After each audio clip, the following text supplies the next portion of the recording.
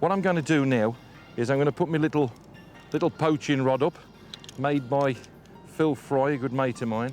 Little 4-sectioned rod that I can just fit in my river kit, and at any time I fancy pike fishing, I can just put this little rod up. It's a lovely little spinning rod. All I'm going to do, I'm going to fish for about half an hour to see if I can catch a pike.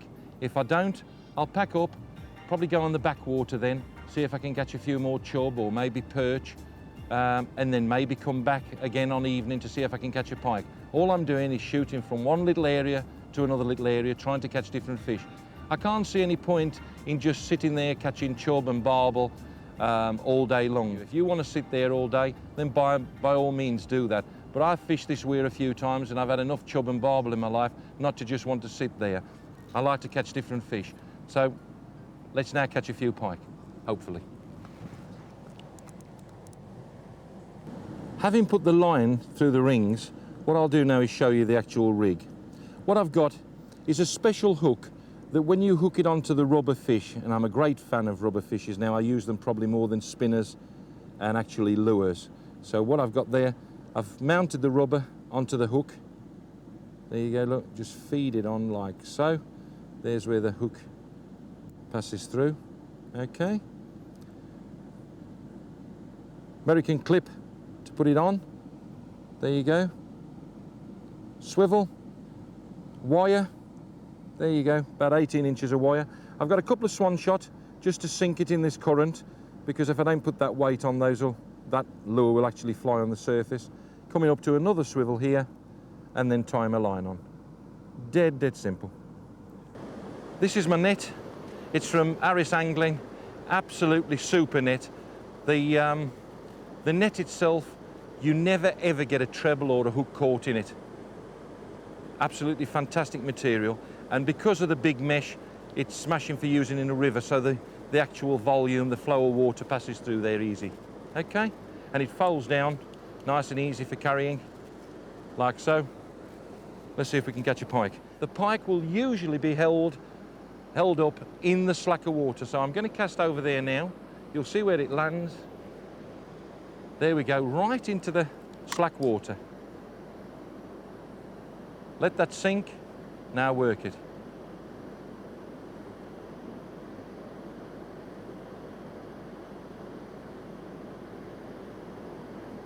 Keeping a lure rod in your bag, and just a couple of lures. You don't need a lure box like I've got. Just put a couple of rubber fish, a couple of weights and a trace.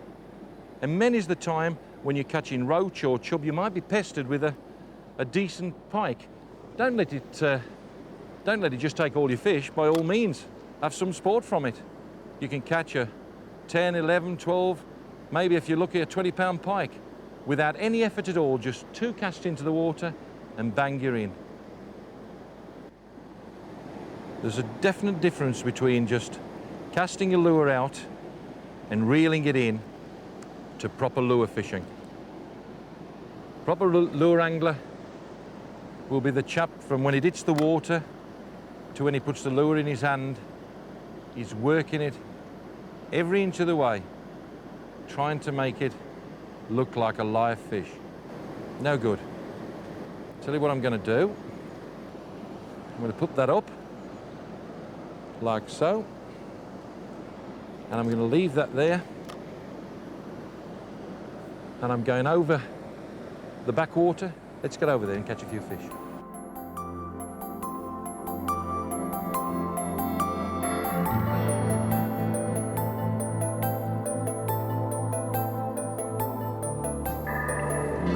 Yes, the old estuaries produce straight away.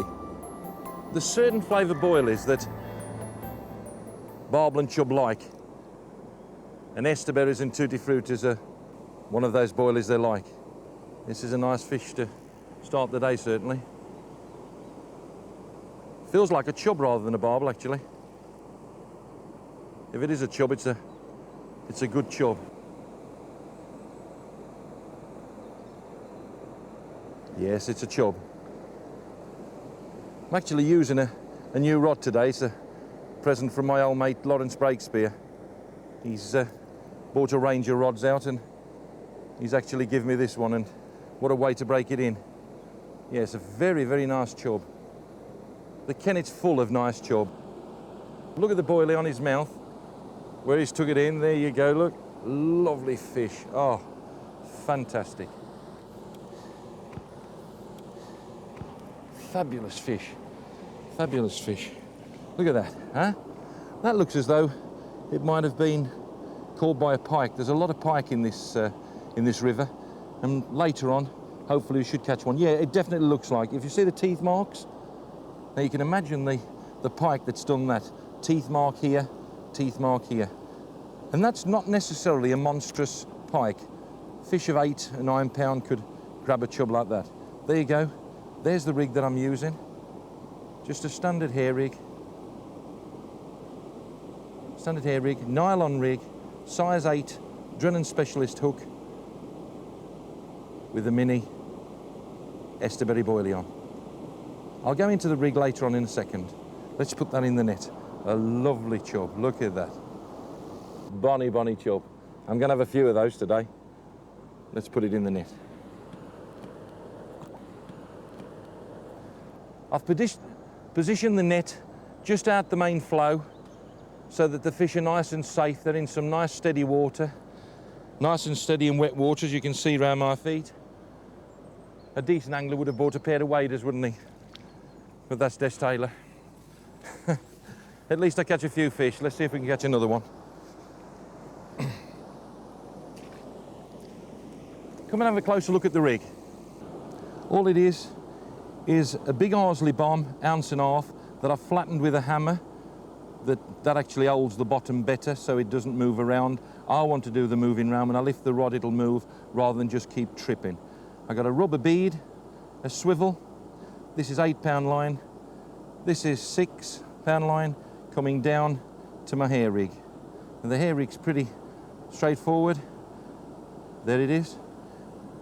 Size 8 hook with a boilie on the end. Look at that. When he picks it up, what's he get? He gets the hook and he's hooked, look. Can't pick that boilie up without being hooked. Let's sling it out again and see if we can catch another one. Straight into the white water. That's crack on. That's not nearly right, that's smack on right. I'm keeping the rod fairly high up because I want to keep out of this flow to save the lead being pulled out of position. As soon as it gets pulled out of position, those chub and barbel are not down there, they're up there. Now it's obvious they're eating lots of food. I'll just put, every time I catch a fish, I'll put a handful of Esterberry boilies in. Okay, make sure they go there, straight into the white water. There you go. Even some of them went right onto the sill, but it doesn't matter.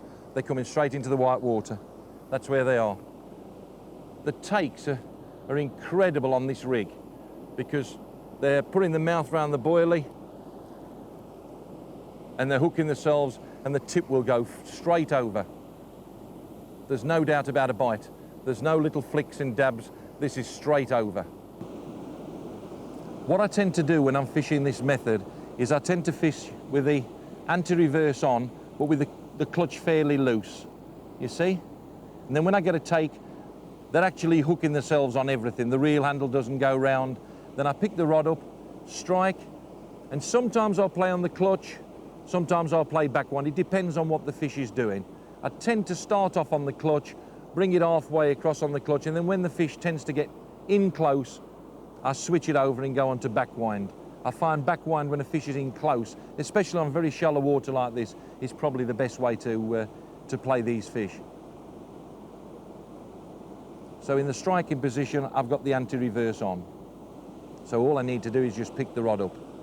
There's no need to be hanging onto the rod every second because those bites will be absolutely enormous when I have a bite. I just had a tiny little touch then. Here we go, here we go.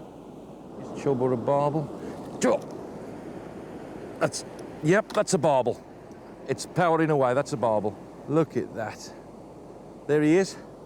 Oh, come on, my beauty.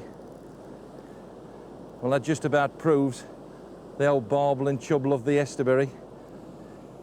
Come on. Are you ready? Yes, she is. come on, not quite. Come on, my old son. Look at that. Boiley's on his nose, look.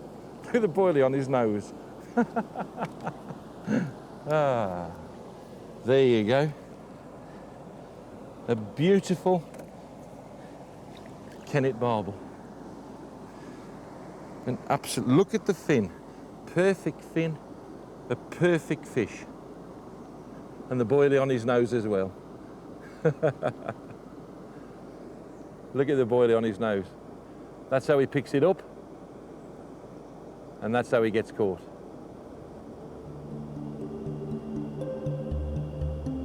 Right, let's unhook that. Let's put it with a chub. That is well in. That's how I like it.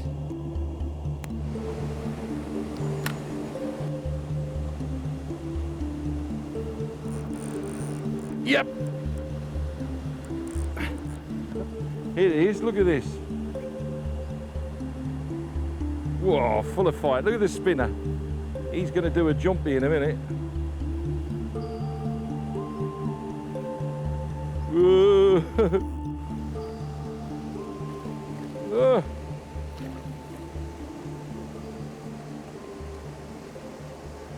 On this little rod, is fighting fantastic.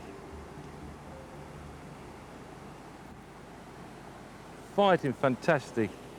There it is. Old Pike Ruby. Cool. I'm going to hand land that. Spinner's showing. You see the hooks on the mouth? If I actually landed that now with a net, I'd get all sorts of catched up. So what I'm going to do is, let me show you how to unhook it. Up you go like that. Forceps in. Let me just get it round like so. Look at that, perfect. Perfect. There you go.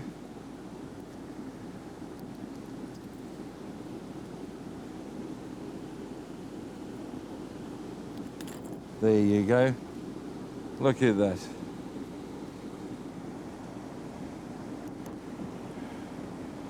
I'll just put that in the keep net for a few minutes. Look at that. Perfect little pike. Again, you see the way I'm sort of hopping from swim to swim, fish to fish.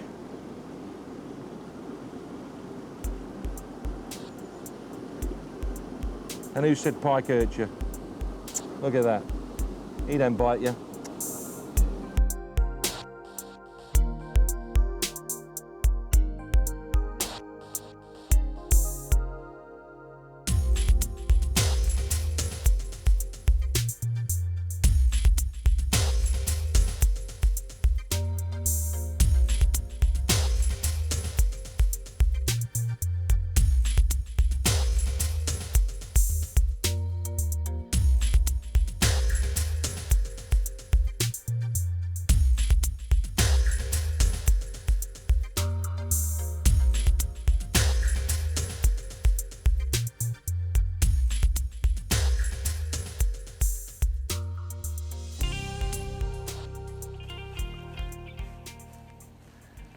What a beautiful setting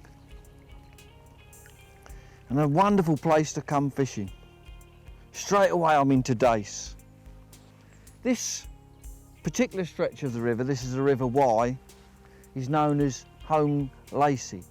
It's near Hereford, and I remember the last time I was here there was a thunderstorm, absolutely poured with rain, and we've got the same again today. But it's not pouring. Last time I got really soaking wet. And I thought this would be an ideal river to come to talk about starting fishing on a river with floating techniques, with a waggler or with a stick float. So I was going to demonstrate both techniques. There's quite a few fish here. It's dace mainly, but there's some roach and an odd barbel. So it's an ideal place. You know, this is quite a difficult river to fish because it's flowing hard, but there's lots of fish. So we should have a brilliant day's fishing. I'm going to run through the different techniques that you need on this type of river.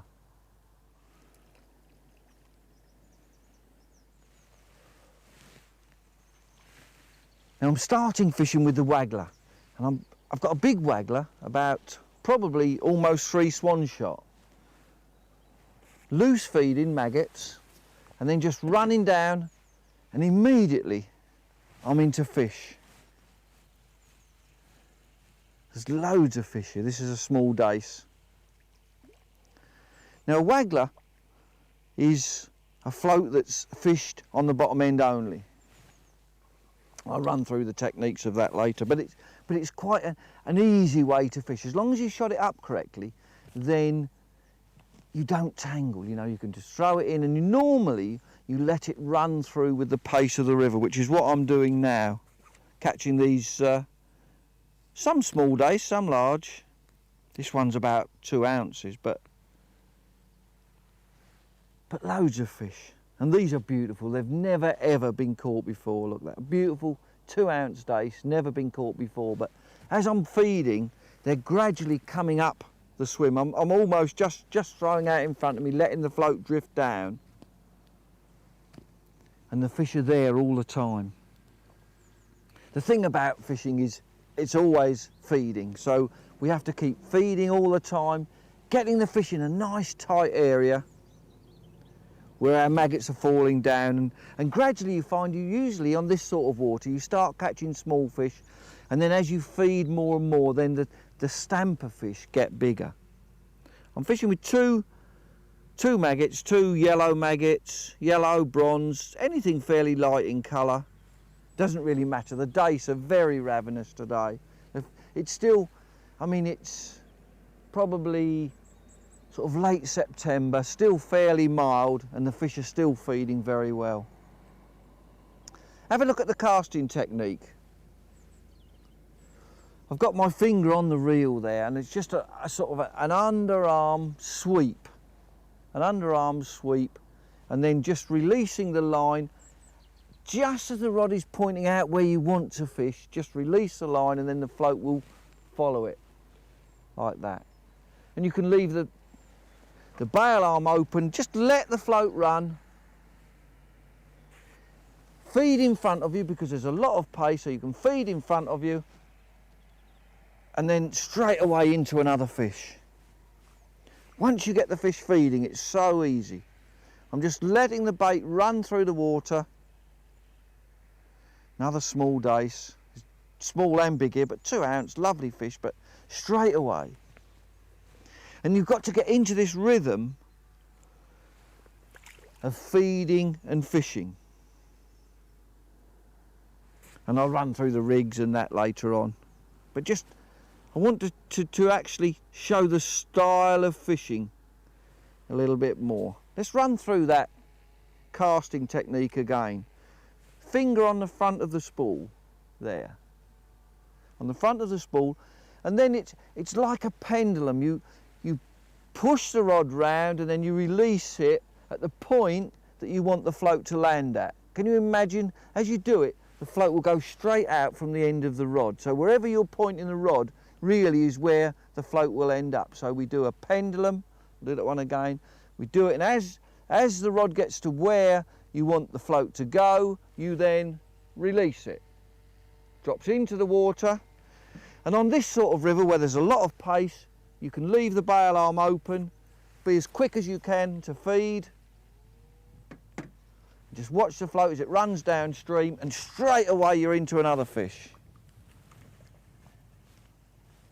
These fish are, as the maggots are dropping through the water, they're fighting, they're competing. There's quite a few fish there, and they're competing to get at the bait. And you can still see that fish was so ravenous. He just grabbed the bait, but didn't actually smash the maggots. It was ravenous, it grabbed hold of the bait, didn't smash the maggots, and I can go straight out with that bait again.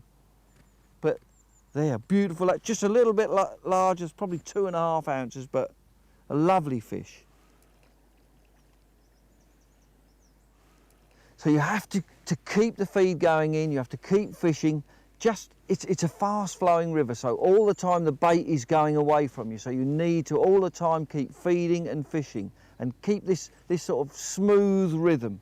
Remember, clamp your finger on the spool ready for casting, and then it's a pendulum. When you get to where you want the float to be released, just let go and the float will go straight from there. So release when the rod is pointing exactly at where you want the float to finish up. So you just release, clamp your finger on the spool to stop it, and then release it, leaving the spool open and allowing the line to run down the peg, and then watching, and immediately there's a fish on it. Small fish this time, probably about 2 ounces, but immediately those fish are right in amongst that bait. But these fish I'm catching are not taking the bait that I fed just then. That's for the next lot of fish. Those fish out there are taking that bait now, and when I go in, they'll be feeding on that last lot of bait that I put in. They're beautiful, perfect 2 ounce dace. That one's really hungry. It's really smashed the bait, but a beautiful fish.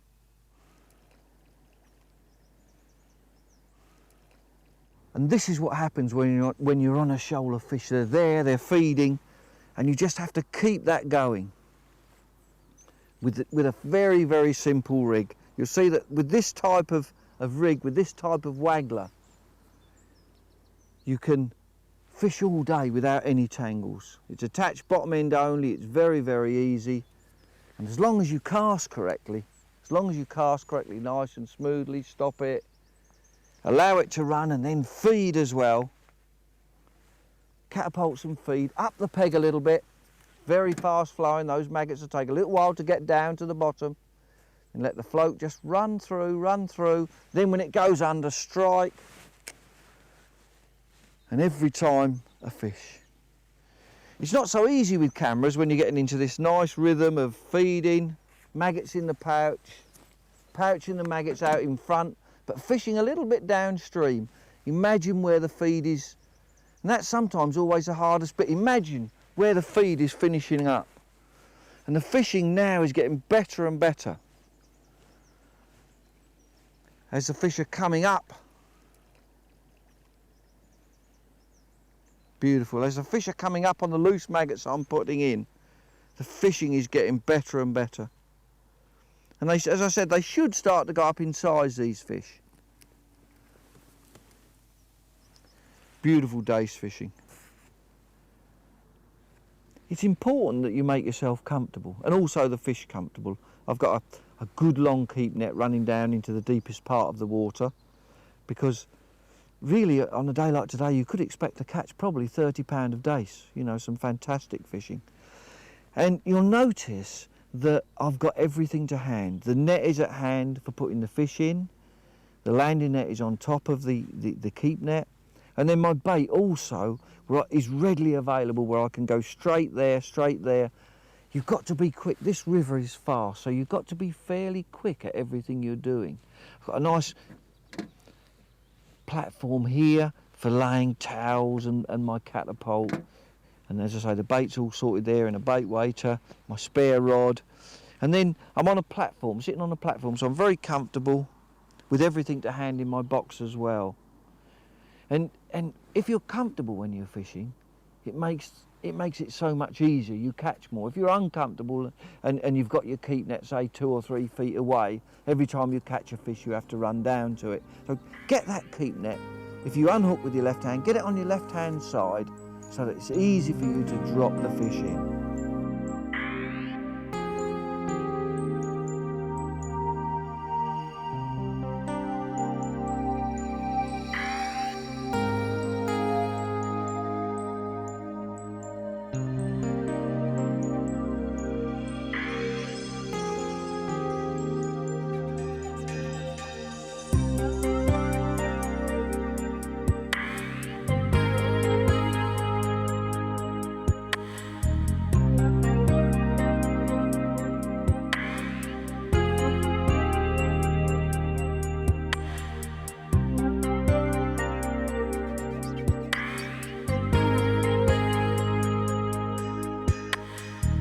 let's have a look at some bait.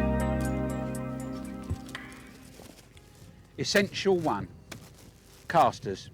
Great big bag of casters. I'll probably put half of those, there's probably 4, maybe 5 pints in there. I'll put half of those in the initial mix to get 1 or 2 balls in, and then I'll mix some up slightly differently, and I'll be putting little bits in more or less every cast. Also be using those on the hook on their own and in conjunction with other baits.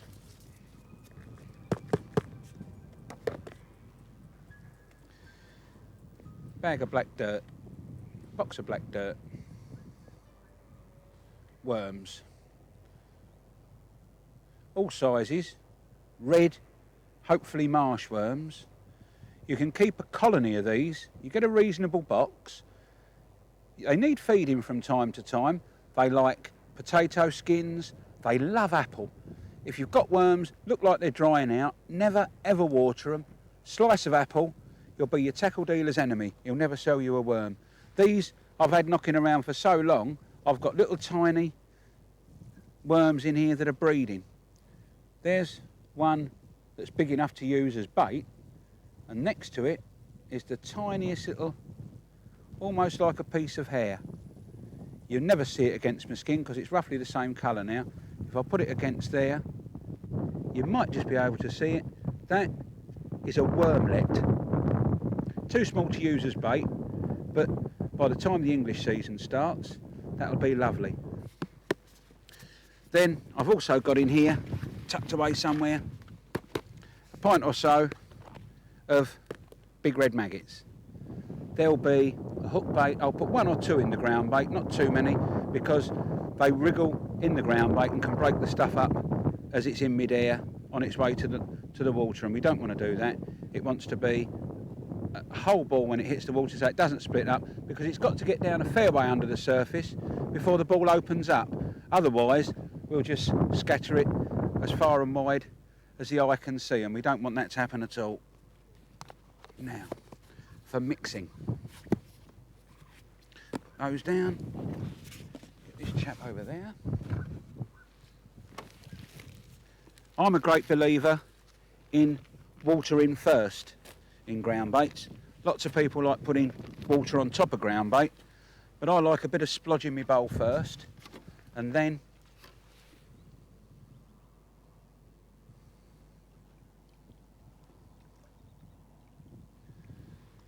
not too much in first of all. I don't think we'll run out of water. I'll be able to come back for some more in a minute. World champion.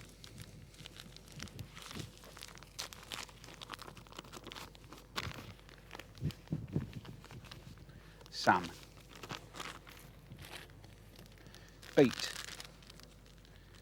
Quite a lot of this. I intend to use a fair bit of ground bait today because there's a good stock of fish here, and with the water being so deep, you can put any amount of crumb in, any amount of ground bait in, and it's very, very rare that it's too much.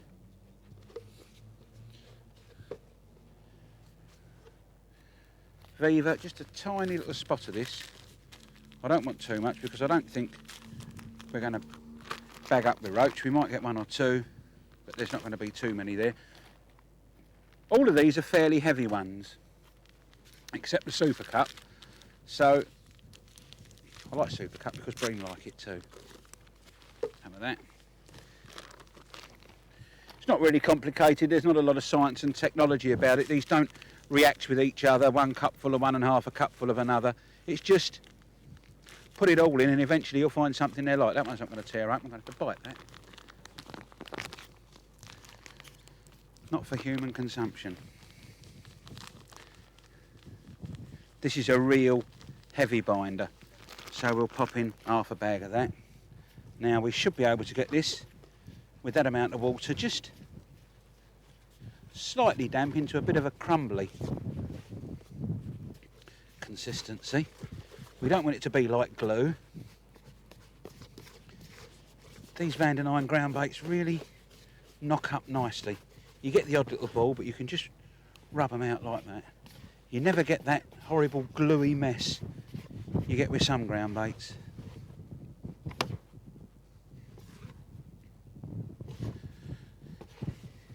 Plenty of air into it.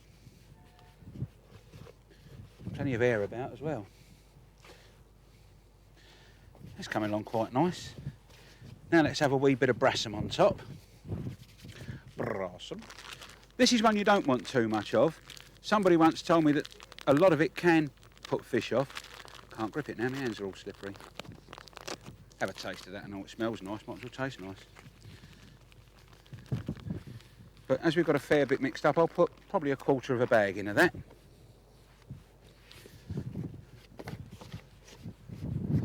That'll mix in.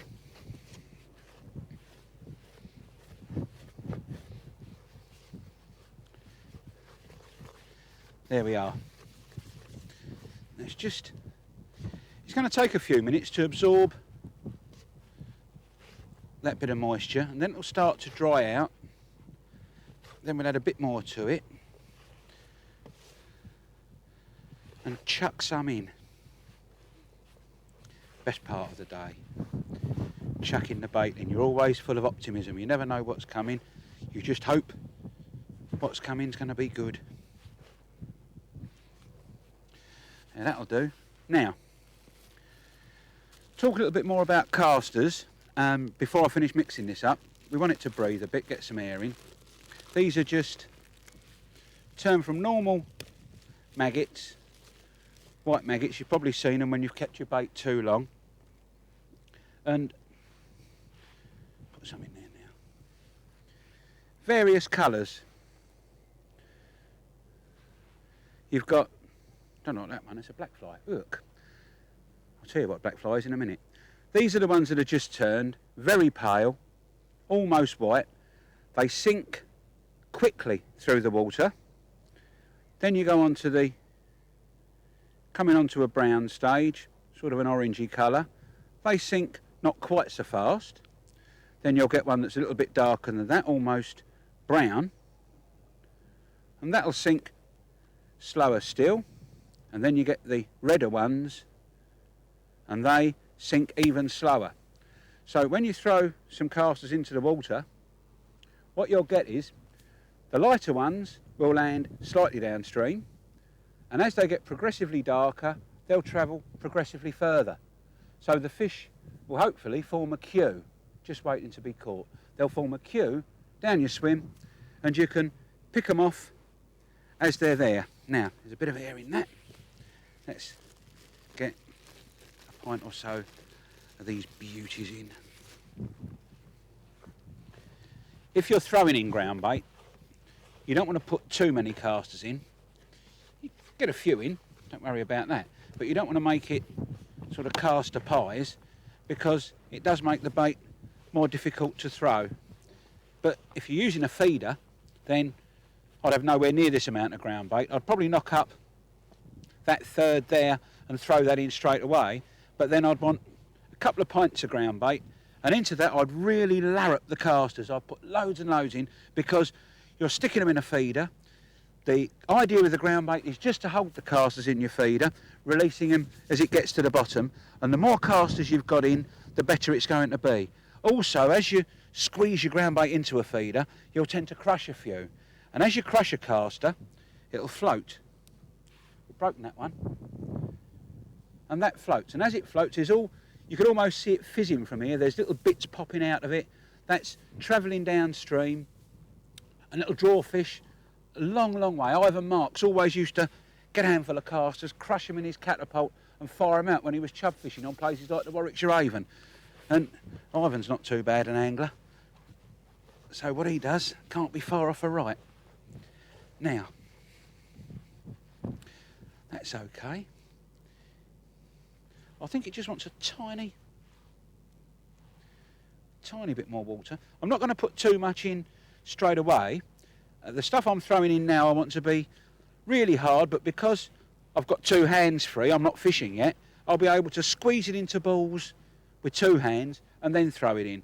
But when I actually start fishing, what I'm going to do is give it one squeeze and in like that. So I want that to be dead right. Now, I told you just now about that horrible little black fly caster I found. There won't be any more in here. These maggots, these casters are brilliant and they come off good maggots. But every now and again, you find a horrible shaped caster. You can tell it straight away, it looks nasty. Almost a half moon shape with a frilly flat end. And they come from a maggot that's in fact a hybrid. And you tend to get them mainly in industrial situations, and they blow on the material that's used for feeding the maggots, which is normally chicken or fish, generally while the lorry's in transit from where the fish is coming from to the maggot farm. And once you get those in your fly house, bait breeders have told me, it's a real nightmare. They're terrible to get rid of, and they're not very good. I've tried in the past when I've been fishing with maggots. I'm quite good at picking out black flies. I reckon I can see them from 10 yards away. And if you pick out a black fly maggot from a pint of maggots, put it on your hook, and you'll probably not get a bite. If you change to an ordinary maggot, you'll find the fish are there all the time. Okay, drop more water in this, and we'll be ready to chuck some in. Good, Alex. Out my bag.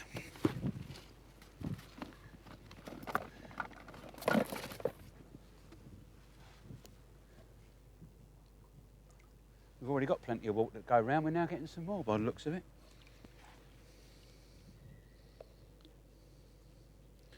The weather here changes so rapidly.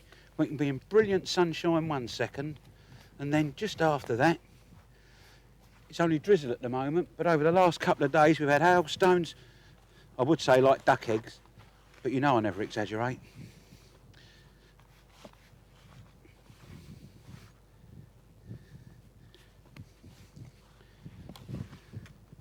Now, oh, I think that's about right. We'll get some of that in the water and set about tackling up.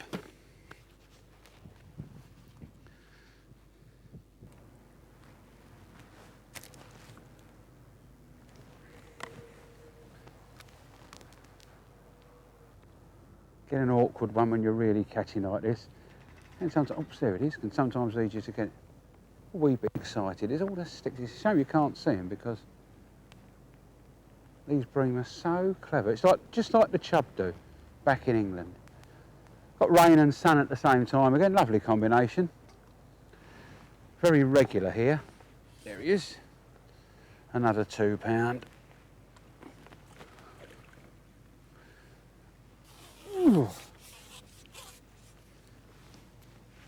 Stay still. Stay still. Ah, be a good boy. Oh, it's just got white tubercles on its head. They get them around this time of the year when they're spawning. It's, I don't know what it actually means, don't know what they're for, but they just appear all around the top of their head and just on their gill rakers. Very nice too. Smashing. Now, blown the maggots right up the line. The force they must have in their lips, that's 18 inches from the hook, and it's only the knot stopped it going any further. Let's try a couple of casters for a change. I've waited a few run-throughs for that one, so changing to double caster. A darken and a lighten. Might just get one a bit quicker.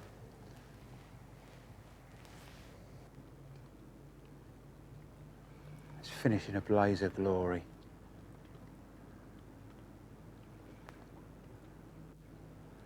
God, look at that swell. The power they've got in their tails, these fish. Their tails must be twice as big as what. Oh, that is a good fish. That's a very good fish for the Ern system. You don't often see them that size. It's got that orange. Get on it again. That's definitely it. That's my last one. I'm not going to catch anything better than that today. Oh, it's almost a two-hander.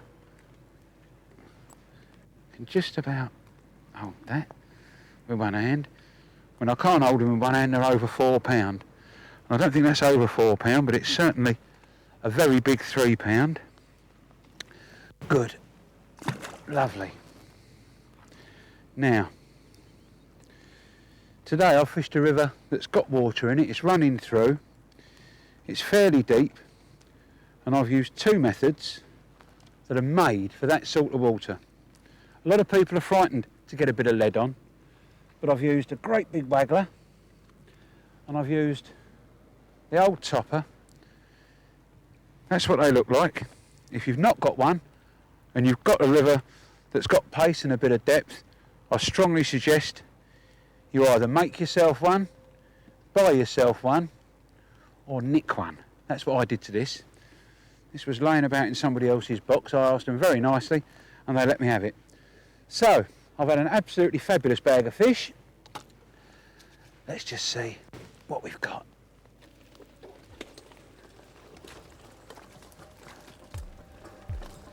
And that's a bag of fish. Lovely goldeny bream. There's one or two good roach. There's a roach. Look at that one. Look at that beautiful roach. Look at those. They're the pride of the urn system. Still full of fight, as you can see. Another good roach there.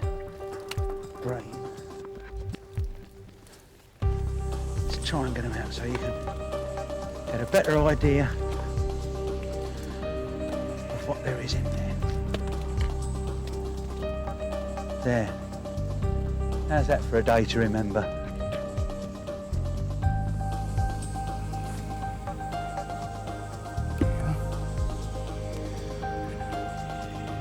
Bite.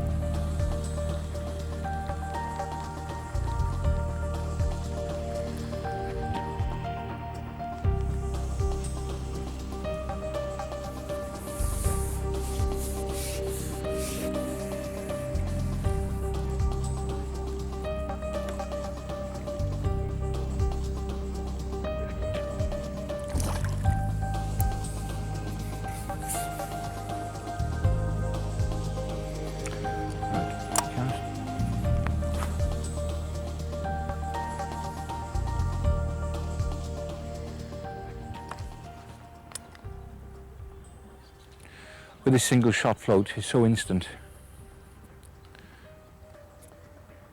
The shot is down and the float is set.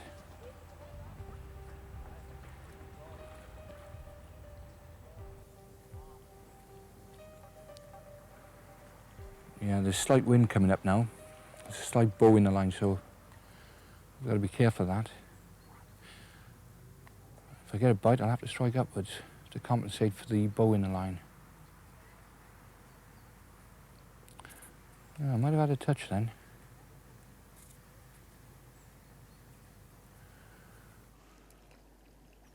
Yep, I'm in. Yep. It's certainly worth putting that extra foot on. Hello, feels like a bream. Sluggish, yep, I think it is. Nice one. Yeah. I gotta keep him down, I can see him come to the surface there, yeah. Hello. I'll take it easy on this small hook.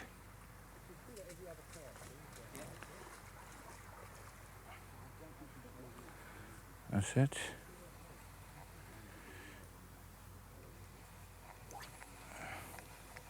He's starting to come. Yeah, he's starting to swim towards me now. Take it easy. I can see the float.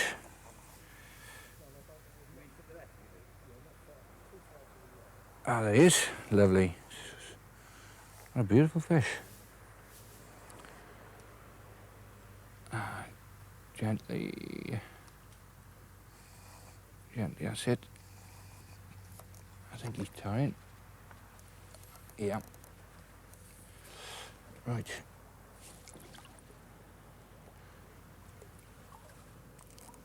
Whoops. Yeah. How was his last fight?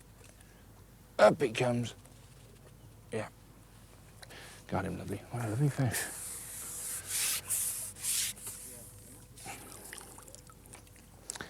Ah, a lovely fish. Oh, look at that. He didn't quite take it. Oh, oh. Let's put the old discord on that. He's making a grunting noise. Oh, well, it's a lovely fish, mine. See if we can catch a few more of them.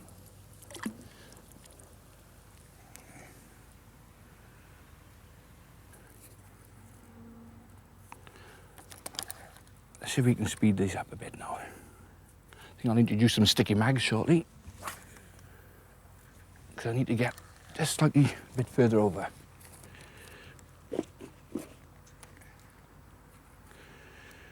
Right, one just above the float.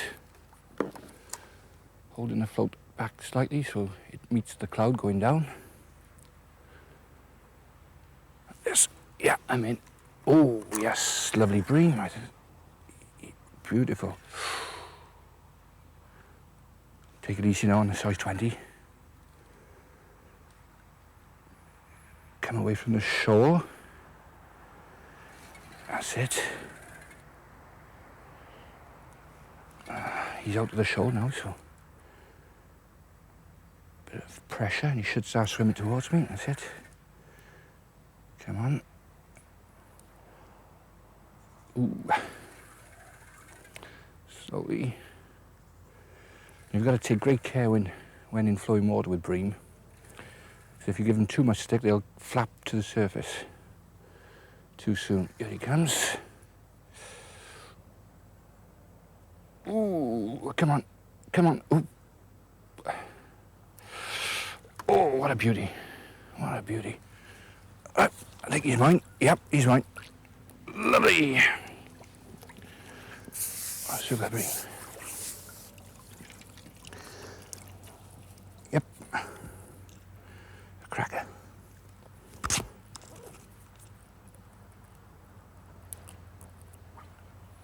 There you go. Gently in.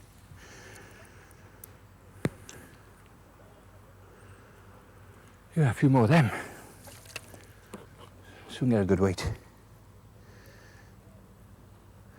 Top and tail of maggots. Double bronze. Yeah, they're the non-crystalline type. Over we go. Same spot, same shadow as a tree.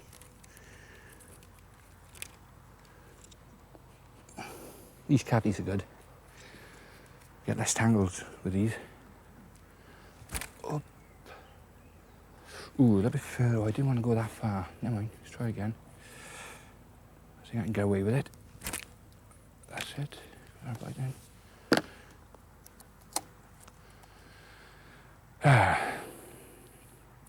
that cast wasn't so good then because I was casting a little bit too far upstream. Yep, I'm in. Again, lovely. What's this time? Yeah, roach. You, come on. Come on, baby, swim towards me. There you go. It's a nice one. Right.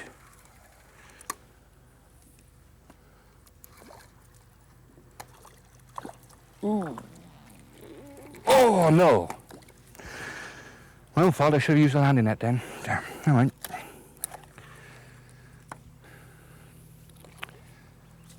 Certainly would have used a landing net. It was a competition, I know that. No Ken's doing. Did you see that, Ken? I just dropped a lovely roach off then.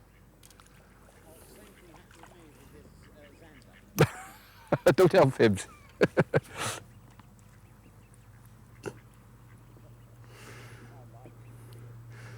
Who's laughing then? Oh, you are? You are ducks? Oh, don't fight over it.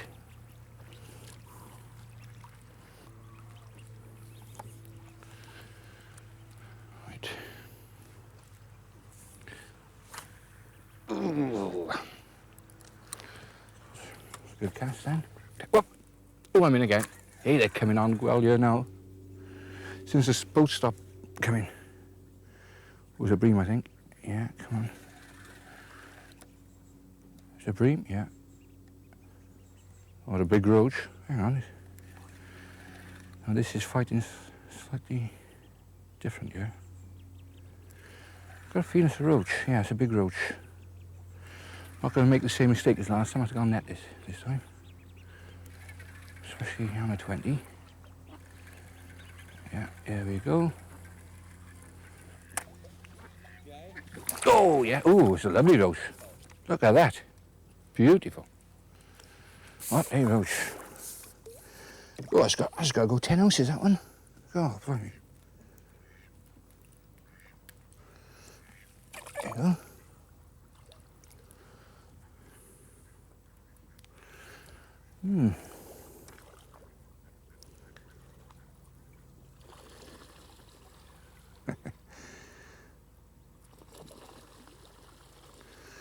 I was going to say how peaceful it was until he...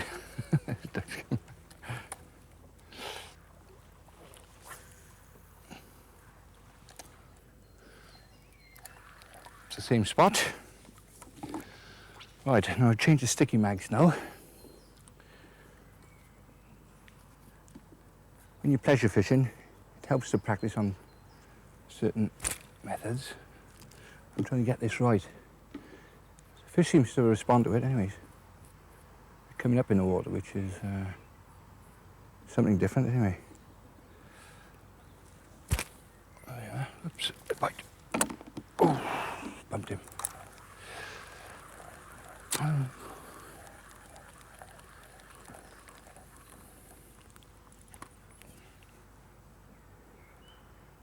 Oh well, got to go with that one.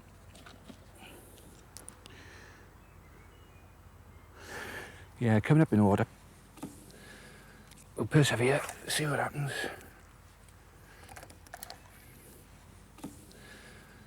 It's a marvellous invention, mine is. I still use Horlicks on mine. Lovely. Ah, the wind's changed again now. Get the ball going the other way. Okay. All right. I think I'll change the depth a bit now. I think I'll come up in the water slightly. See if I get a response with the sticky mags going in.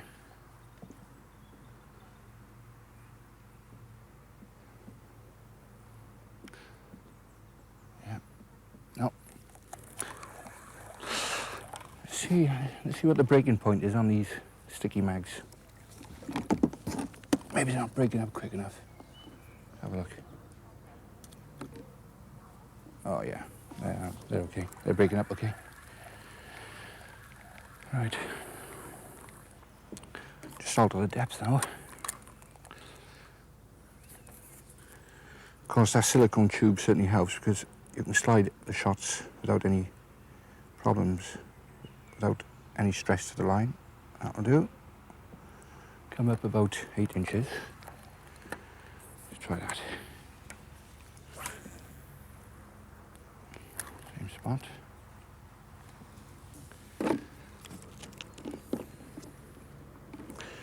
I'll try something else now shortly. I was plumbing the depth earlier and I found that there's a shelf on the far side. Oops. I broke up. Never mind. There's a shelf on the far side. Let's try a slider at long range. Up. Oh, I don't look at that. It works, see, coming up off the bottom. Ooh, bream as well. Ooh. Oh. There you are. Oh, I feel a lump this one. Just in time as well, before the boats come.